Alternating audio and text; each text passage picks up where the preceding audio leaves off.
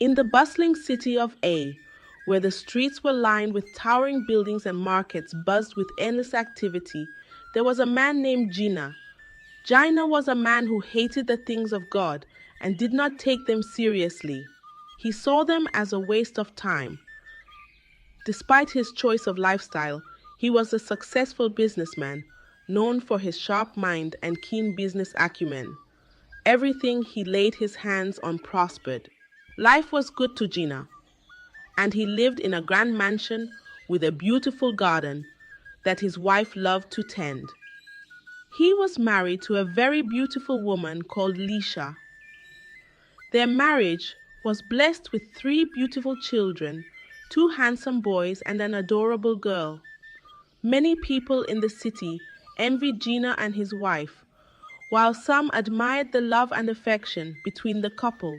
Unlike most couples, Gina and Lisha loved and respected each other deeply.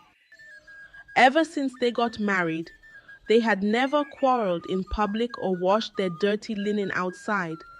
This made a lot of people in the city respect them. On special occasions, they would go out as a family, visiting parks and restaurants, strengthening their bond even more. Lisha, his wife, was a fabric trader who owned a small but thriving shop in the busiest part of the city. She was very jovial, peaceful, and calm. She was a regular member of the local church and never joked about the things of God. Every morning, she would make sure she prayed with her children and husband before leaving the house, before eating, before going on any journey, and before going to bed. She believed so much in prayers and ensured her children cultivated the habit of praying as they grew older. However, unlike Lisha, her husband Jina was not passionate about the things of God. This was because Gina grew up in a very poor family where they struggled daily to feed, despite the fact that his parents were dedicated members of the church. He often asked his father why they weren't rich, and his father would always tell him that riches come from God.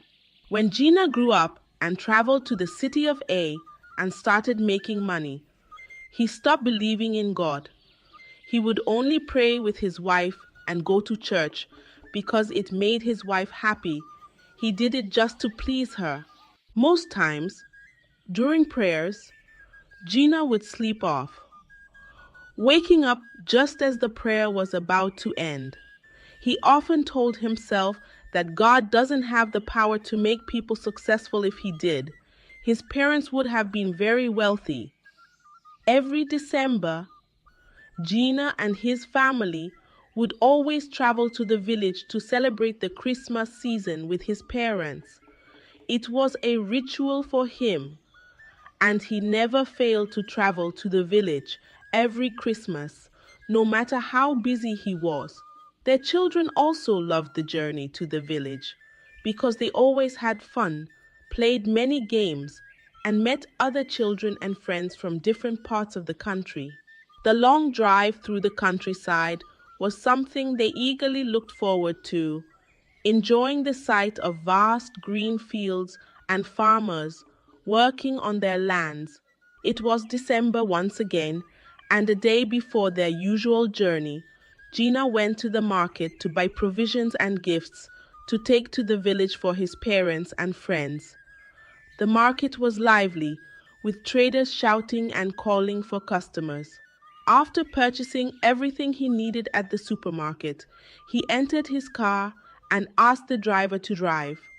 On their way back home, Gina felt a strong urge to sleep.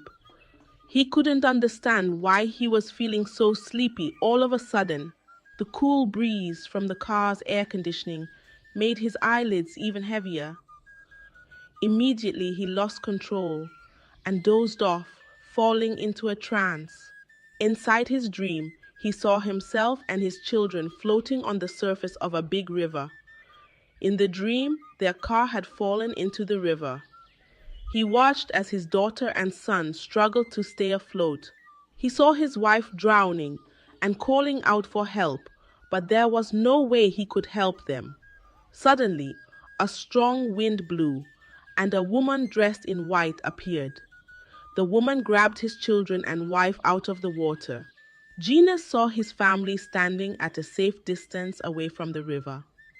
He was the only one left in the water. He stretched out his hand, signaling to the woman in white to pull him out, but she stood hovering over the water, looking at him as he struggled for his life. With his last breath, he asked the woman,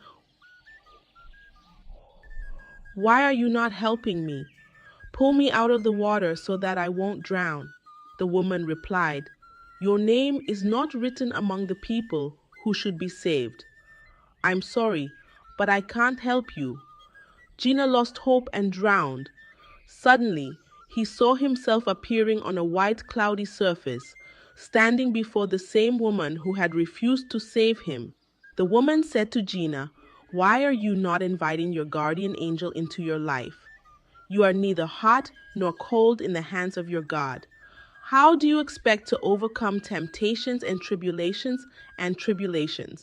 Do you realize that there are people who hate your prosperity and are planning to terminate your life and that of your family? Why don't you invite your Creator for guidance?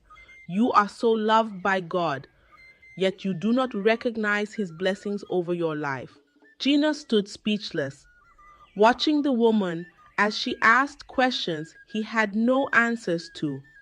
He turned to leave, but the moment he turned around, the woman called out to him again, "Gina, you have to be very careful because a new enemy has risen against you out of envy and greed because of your success. Always ask your Creator for guidance and be mindful of the things around you. It might be God trying to tell you something." Jina turned around and listened carefully to the woman. When she was done speaking, she turned around and walked away. Gina stood frozen in surprise, watching the woman as she disappeared into the mist. Disappearing into the mist, he wondered how the old woman knew his name. But immediately, Gina woke up sweating. His heart pounded in his chest as he tried to calm himself down. What kind of dream is this? He asked himself. He was in trouble and didn't understand why the woman couldn't save him in his dreams and why she was asking him to reconcile with his Creator. She talked about enemies. Who are enemies? He thought to himself. Reconcile with my Creator. Which Creator? Please, guardian angel, I don't even understand this kind of dream. Well, it's just a dream. Gina decided it was just a dream and didn't want to think much about it. After a few minutes, he arrived in his compound. As soon as he got home, his children ran outside to welcome him and help him carry the things he bought. His wife gave him a warm hug and welcomed him into the house. But she could tell that something was off today. She had always been observant of his moods. When they were alone, she asked him, "My husband, I can tell that something is bothering you ever since you returned from the market. Please, can you tell me what the problem is?" Jina took a deep breath and narrated all that happened in his dream on his way back. Lisha listened intently, her face filled with concern. Lisha thought for a while and told Gina, "It must be a sign for you to get very close to God and take Him seriously. It must be God warning us, and maybe we shouldn't travel to the village this Christmas," Lisha told him.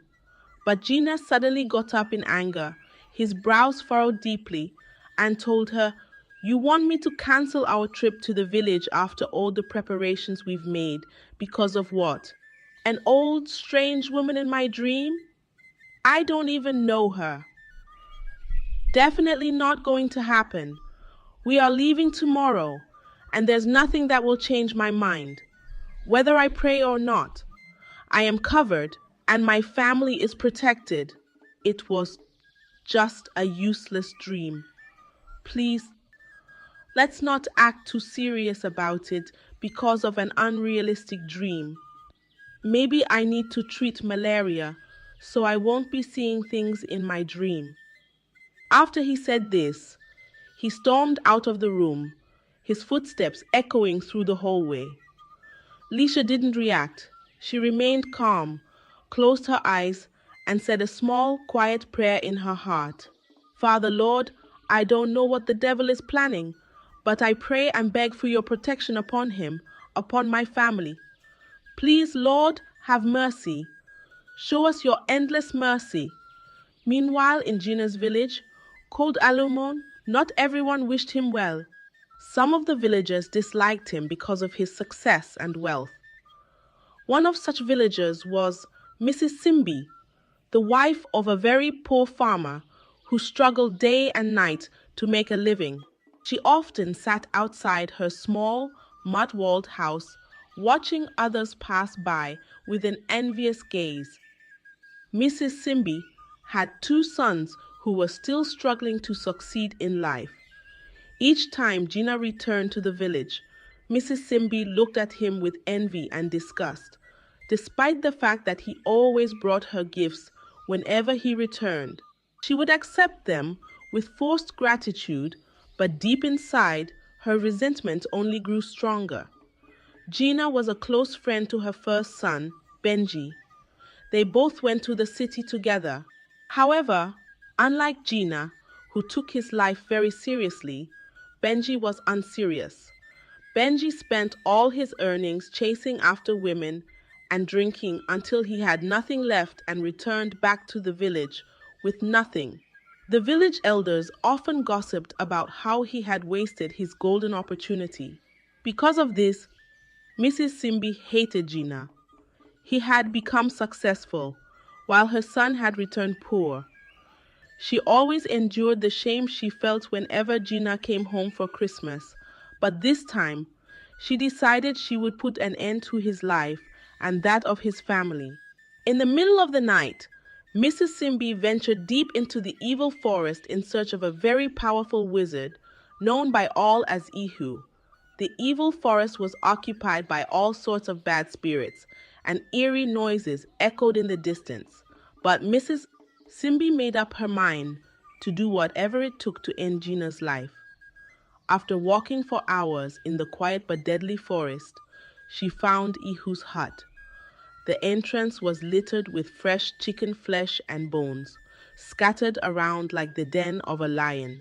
The smell of blood lingered in the air. In front of the hut was a local lamp which shined brightly, casting strange shadows on the ground.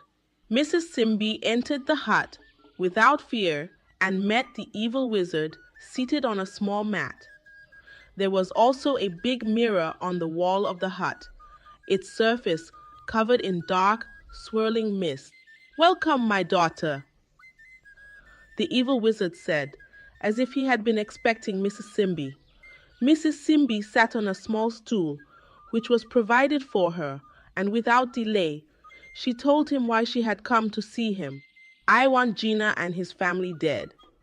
The ridicule is getting too much and unbearable.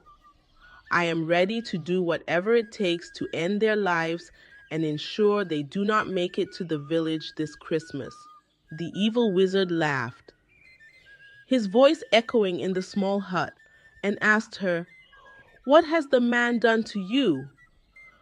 Do you have any reasons why you would want to destroy his life? We need to have a strong reason to hold against him before this will work, like something he has done in the past. Something he said, or something he said, or something that hurt you deeply." Mrs. Simbi thought for a while and said, "Yes, he once called my son a drunkard and laughed at him. He made my son feel that he was superior to him. He had my son run around for him each time he came home for Christmas. Sometimes my son would cry inside the room after running around for him. And he even buys me gifts when I didn't ask for them. He's indirectly calling me a poor woman, making me feel like a beggar. Do you have any of the items he bought for you in the past? Mrs. Simbi brought out a piece of wrapper and gave it to the wizard. Now, this is solid proof to use against him. Let us proceed. They stepped out of the hut, stood under the full moon, held hands together, and began to recite incantations. As the wizard recited the incantations, the pits began to erupt with fire and smoke. The night air was filled with whispers from unseen forces. Your reasons were accepted, he told Mrs. Simbi. They walked back into the hut, and he dipped his hand into a calabash. This time, he brought out a red cloth and used it to clean the mirror, which was on the wall of the hut. Immediately after cleaning the mirror, it started showing exactly what was happening at Jina's house in the city. Mrs. Simbi watched Jina and his wife neatly arranging the gifts he had brought from the market, and it got her angrier. Is that the Jina you speak of? The evil wizard asked. Yes, it is him. I want all of them to perish in a car accident, Mrs. Simbi said in anger, her eyes burning with fury. After thinking for a while, the evil wizard smiled at her request and said, My master does not operate on the river. He operates only close to rivers. If you want them to die by accident, then our forces can only draw them into the river. We have no power over the land. Yes. There's a bridge they would pass before they would join the road that leads to our village. You can keep your forces around here. It will be easier to draw them into the river. The wizard gave Mrs. Simbi a knife and told her, That won't be a problem. I will do as you have asked. But there is a condition to your request. No matter what happens, make sure you do not look at Jina's face again. Even if you attend his funeral, make sure that you do not look at his corpse, or you would run mad instantly. If you accept these conditions, then stab the mirror with the knife I give to you. Mrs. Simbi eagerly accepted the evil wizard's condition without thinking twice. She used the knife and stabbed the mirror, and it broke into pieces. It is done, the evil wizard said with an evil laugh. The next day, in the city, Jina woke up very early in the morning, stretched his arms, and started packing the bags needed for the journey. When Lisha woke up, she knelt down beside the bed and said her prayers, her heart filled with a deep sense of unease. Then she went to the children's room. When she got there, she met them praying together, and it brought a smile to her face. Then she joined them in their prayers, and they all happily went to the living room. When they were done, they met their father, Jina, already prepared for the journey. But as they were about to leave, Lisha pleaded with him to say a short prayer with them for protection during the journey. Jina looked at her with anger. This is a very long trip, woman. You're wasting my time. I'll be very careful when driving, so I don't need God to protect me, Jina told her in a very loud voice and left the living room. Lisha shook her head in disappointment, but she retained her calmness. She went on her knees to pray and was surprised when her children joined her in the prayers. She prayed for a safe journey and for God's protection. Jina entered his luxurious car, which he had bought some days ago. He inserted his key and turned on the engine, but it refused to start. He tried and tried again, but the engine refused to start. Jina became furious because it was a new car, and he had taken it to the mechanic to service it the previous day. He came down from the car and opened the bonnet to check what could be wrong, but everything appeared to be in good condition. Out of frustration, he called his mechanic, who arrived a few minutes later to check the car. After the mechanic checked the engine for some minutes, the mechanic told Jina that he needed to take the car to his workshop to find out what the problem was. His statement only got Jina angrier. However, Lisha remained calm and continued praying in her heart. Jina entered the living room once again, feeling defeated. He sat on one of the couches and started thinking about what to do. Lisha went to sit beside him and told him, maybe God doesn't want us to travel to the village. Maybe this was what the strange woman was trying to tell you. Maybe God is giving us signs and trying to protect us. But instead of Gina seeing reason in what his wife said, her words only got him angrier. He thought of the fun he would have in the village, the friends and the connections that he was going to make. He couldn't imagine missing it all. He suddenly thought of an alternative. Instead of giving up, we'll be taking a public transportation bus, Gina suddenly announced, to the surprise of everyone. It would be the first time the family would be traveling in a public transportation bus. Before Lisha could say anything, Gina placed a call to an Uber driver who came almost immediately to carry them to the car park, where they boarded a bus to the village. As they waited patiently for the bus to their village, as they waited patiently for the bus to get full, Lisha felt a strange unease within her. She thought about trying to change Gina's mind, but she knew him to be very stubborn. It didn't take long before the bus got filled up and the driver started the engine of the bus to commence the journey. As the journey started, Lisha stood up and began to sing songs of praise and worship. Some of the passengers joined her. Her children also joined her. But Gina simply rolled his eyes while some of the other passengers ignored her and continued pressing their phones. After the songs of praise and worship, Lisha said a short prayer asking God for protection and mercy throughout their journey. Some of the passengers said Amen, while others snubbed her. As the bus gained full speed, racing down the free highway, many of the passengers fell asleep as the soft breeze and rhythm of the bus swayed and rocked them. Gina, Lisha, and their children also fell asleep as the driver raced down the highway. It didn't take long before they got to the bridge that led to their village road, and immediately everyone's sleep was disrupted by a loud sound which woke them instantly. The driver was panicking, and the bus was out of control. One of the tires had burst, and the driver was struggling to keep the bus in control as all the passengers were screaming in fear and shock. Lisha closed her eyes and said a short prayer in her heart, Father Lord, please save and protect. But she suddenly stopped when she heard someone else praying beside her. She opened her eyes and was shocked to see her husband, Gina, saying a prayer, asking God to save him and his family. God, please save my family. I promise to serve you for the rest of my life. Please, God, I beg of you. Lisha said Amen audibly to his prayers and suddenly looked beside him when he heard her voice.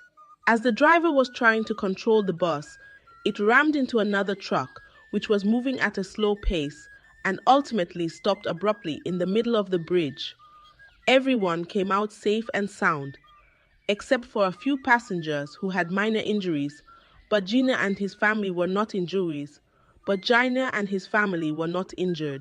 Jina felt very happy. He went on his knees with his family and praised God for sparing their lives. Meanwhile, back in the village, the news of Gina's accident had already reached everyone. However, no one knew the outcome of the accident. They all believed that every passenger on the bus lost their lives, including Gina and his family. Mrs. Simbi was the first woman to remove her wrapper and roll on the floor on hearing the news. She started shedding crocodile tears, wailing and crying even more than the parents and friends of Gina. Everyone believed they were dead, but unknown to them, they had survived and were on their way to the village on another bus. When the villagers were mourning their death, Jina and his family arrived in a bus with the gifts and provisions they had brought. Mrs. Simbi, who had no idea that they survived, was in the compound, and when they arrived, immediately she set her eyes on Ginger. She got the shock of her life and started acting unusually. She removed her wrapper and started removing her clothes before people held her to prevent her from showing her nakedness. No one understood what happened to her. They were very happy to see Gina and his family with the gifts he brought to the village. They quickly called for the village herbalist. But before the herbalist got to the scene, Mrs. Simbi began to confess her sins in a state of madness. She told everyone how she met the evil wizard to kill Gina and his family because she was very jealous and envious of him. When she finished confessing, she stopped breathing. Gina thanked his wife for always praying for him and their children. He started going to church more often and took praying very seriously. He also created vocational training centers in his village to help the youths and also engage them in meaningful livelihoods. This story teaches us a valuable lesson. Not everyone around us wishes us well, even when we show them kindness. Gina's journey reveals that sometimes the greatest dangers come from those closest to us, driven by jealousy and envy. His near tragic experience reminds us never to ignore the signs God gives us. Many times, when things don't go as planned, it could be a divine way of protecting us from unseen dangers. No matter how successful we become, we should never neglect faith, prayer, and gratitude because our blessings are often under attack from forces we do not see. It is essential to be mindful of whom we share our blessings with and always pray over our blessings with and always pray over our gifts before giving them. Staying close to God ensures His guidance and protection in our lives. Thank you for watching my channel. Don't forget to like, share, and subscribe. Stay tuned for more exciting and inspiring videos. See you in the next one. What would you do if you wake up one day and realize that you are actually a billionaire's daughter who was lost? Selena adjusted her new uniform nervously as she stood outside the gates of Crestfield High School, the prestigious school her parents had worked tirelessly to send her to. Her father, a carpenter, and her mother, a petty trader, had poured their savings into giving her this opportunity. She looked at the students streaming past her, their polished shoes, neatly braided hair, and expensive school bags that gleamed in the sunlight. She felt out of place. Move out of the way, a sharp voice snapped. Miriam jumped back as a tall girl brushed past her, barely glancing her way. The girl's name was Vanessa, the daughter of the wealthy Sinclair family. Everyone knew her confident, stylish, and always surrounded by a clique of equally well-off friends. Vanessa was the queen bee of the school, and no one dared to cross her. As the day went by, Miriam became an easy target for Vanessa because she hated poor people. Vanessa would sneer at her second-hand books, worn-out shoes, and the way her socks were never quite white. Why do they even let people like you into my school? Vanessa had taunted one day, loud enough for everyone to hear. Laughter followed. Miriam blinked back tears, determined not to cry. She turned and ran out of the classroom, her vision blurry with emotion. The large school corridor seemed even more intimidating as she rushed past students who barely noticed her distress. One Friday afternoon, Miriam sat alone in the library, running her fingers over a locket tied around her neck. The room was silent except for the occasional rustle of pages and the ticking of the antique clock on the far wall. Suddenly, a shadow fell over her table. "What are you doing here, poor girl?" Vanessa's voice cut through the quiet. She had come to return a book, but seemed delighted to find Miriam sitting alone. I am reading, Vanessa, Selina replied softly, refusing to look up. Reading? Can you even afford the school library fees? Vanessa smirked, crossing her arms. Her friends laughed behind her, whispering cruel remarks. Miriam clenched her fists under the table. She wanted to say something, but her words felt stuck. She looked down at the locket for comfort, the way she always did when she felt overwhelmed. Vanessa leaned closer, her eyes narrowing as they landed on the locket. What is that? She asked, reaching out to grab it. Miriam snatched it away, her heart racing. It's mine. Don't touch it. Vanessa raised a high brow, surprised by the sudden defense. Relax. It's probably fake anyway, she muttered, turning away. But something about the locket had caught her attention, a vague familiarity she couldn't place. The following weekend, Vanessa attended a family gathering at her grandparents' estate. The Sinclair mansion was grand, with tall marble pillars and sprawling gardens. The scent of freshly cut roses filled the air. As always, Vanessa's grandmother was the center of attention, her poised presence commanding the room. Come here, Vanessa, her grandmother called, her voice firm but kind. Vanessa hurried over, sitting beside her on the plush couch. Grandma Sinclair held an old photograph in her hand, the edges slightly worn. My dear, this is the only picture we have of your Aunt Marie's daughter, she said, showing Vanessa the photo. Vanessa stared at the image.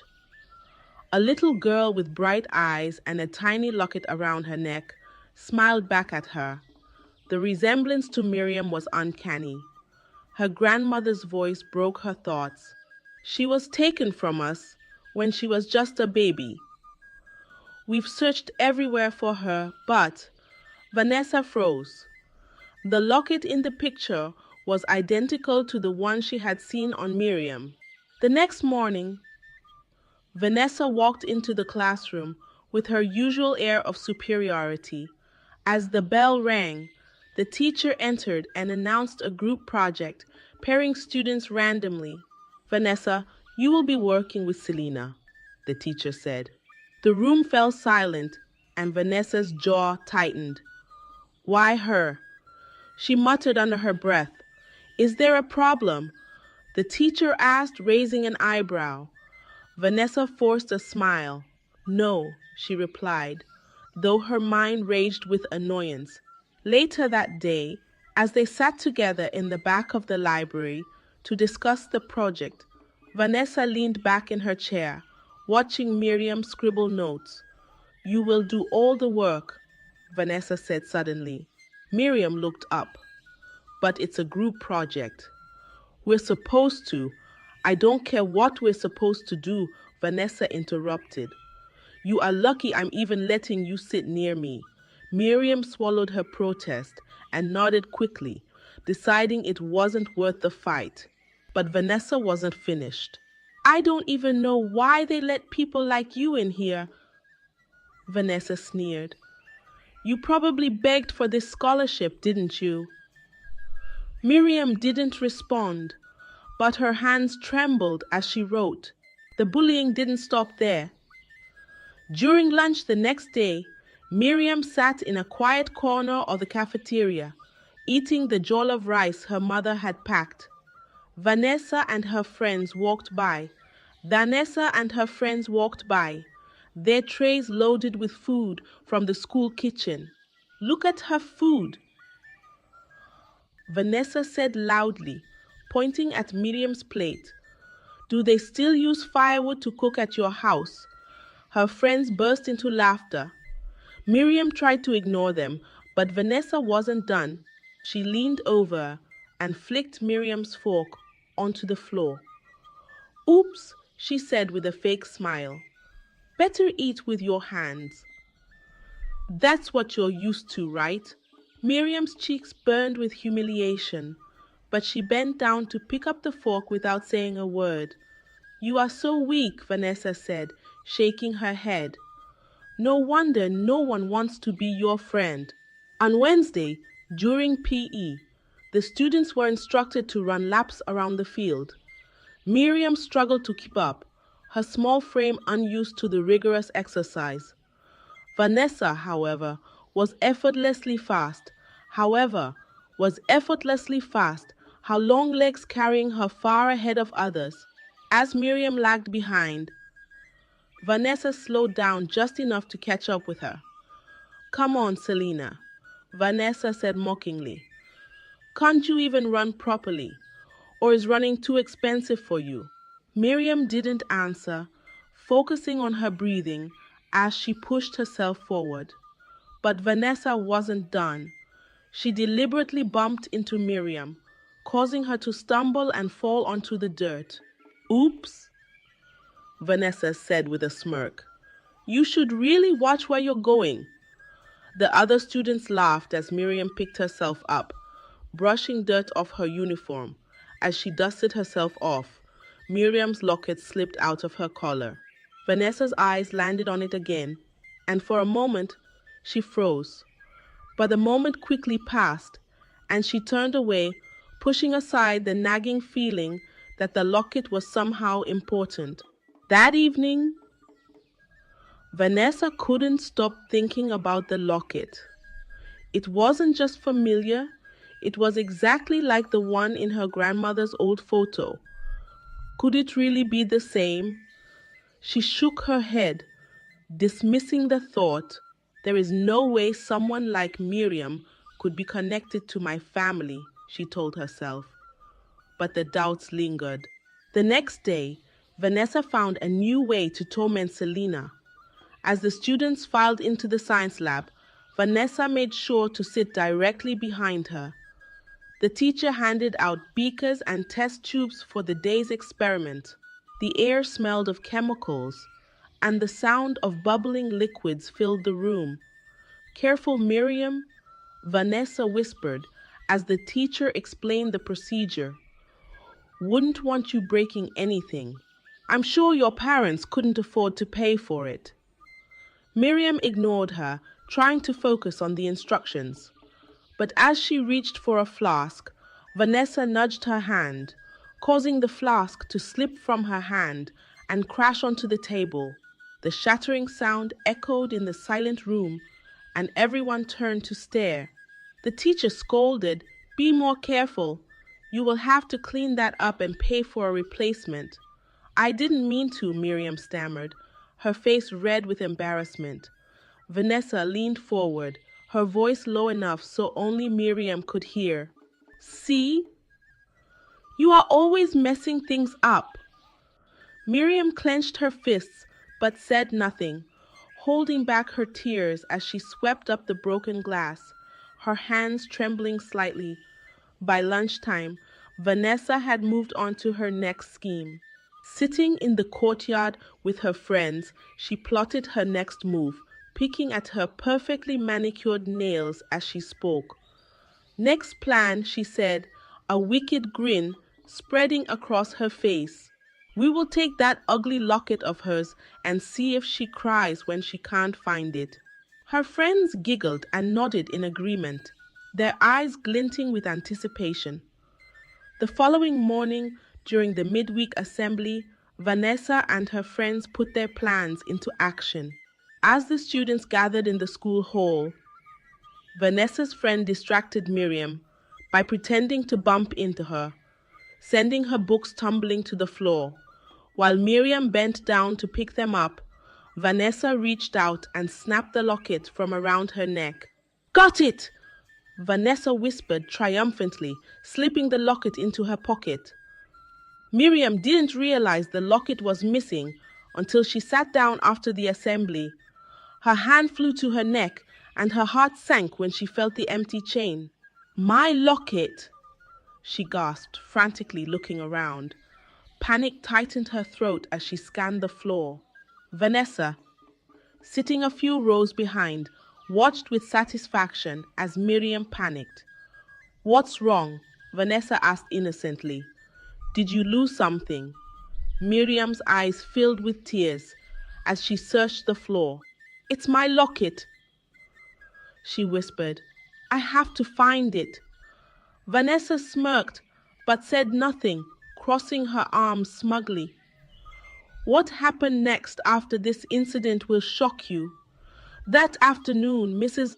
Sinclair, Vanessa's grandmother, one of the biggest sponsors of the school, paid a surprise visit.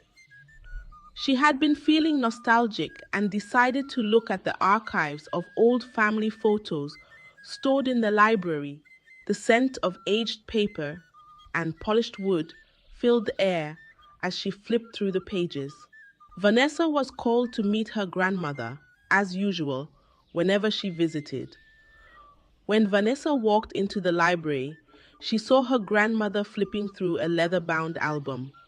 The soft golden light from the windows illuminated the old photographs. She felt a sudden pang of guilt. "Grandma," she said, sitting beside her. "My darling, come here," Mama Sinclair said, holding up the same photo she had shown her days before. "Vanessa, this is a photo of your missing cousin. She's your late aunt's daughter. And for some reason, I've been missing her lately. If we could ever find her." Vanessa took the picture and looked deeper into it. The locket around the little girl's neck was identical to the one she had stolen from Miriam. She reached into her pocket and pulled out the stolen locket. Her hand trembled as she stared at it. It was identical to the one in the photograph. Her heart began to race. Could it be possible? Could Miriam, the girl she had tormented, really be the missing heir of the Sinclair family? Vanessa's hand shook as she stared at the locket. She wanted to dismiss the thought. It couldn't be true. Miriam, the girl she had bullied and humiliated, couldn't possibly be connected to her family. But deep down, she already knew. This was the truth staring her in the face. "Vanessa, are you okay?" her grandmother asked, noticing her granddaughter's pale expression. Vanessa hesitated, but blurted, "Grandma, I think I have seen this locket before." Mama Sinclair sat up straight. "Huh? What do you mean? Where?" Vanessa hesitated again, guilt and fear clawing at her chest. "There is a girl in my school, Miriam. She wears a locket just like this." Mama Sinclair's eyes widened. "Take me to her." Now, in the classroom, the atmosphere was tense as Miriam sat quietly at her desk, her fingers anxiously tracing the chain that once held her locket. Her mind raced, trying to figure out where she could have lost it. The classroom door creaked open, and Vanessa entered, her usual arrogance replaced with uncertainty. Behind her, Mama Sinclair followed, her sharp eyes scanning the room. When her gaze landed on Miriam, she inhaled sharply, a flicker of recognition flashing across her face. Miriam looked up, confused. "What's going on?"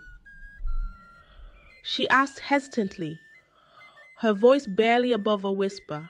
Mama Sinclair took a step forward, her voice gentle but firm. "My dear, where is your locket?" Miriam's heart pounded. "It's gone. Someone took it," she admitted, her voice trembling. Vanessa's head dropped as she reached into her pocket, slowly pulling out the locket and handing it to her grandmother. "I'm sorry," she mumbled, her usual confidence shattered. Miriam gasped, recognizing her locket instantly. "That's mine," she cried, reaching for it, her eyes welling up with tears. Mama Sinclair's gaze softened as she turned to Miriam. "My child, where did you get this locket?" Miriam sat quietly, her eyes red from crying. She had spent hours searching for her locket, but it was nowhere to be found. She clutched her empty chain tightly, feeling like she had lost a piece of herself. The door swung open, and Vanessa entered with her grandmother. Mama Sinclair's eyes scanned the room, landing on Miriam. She froze, her breath catching in her throat.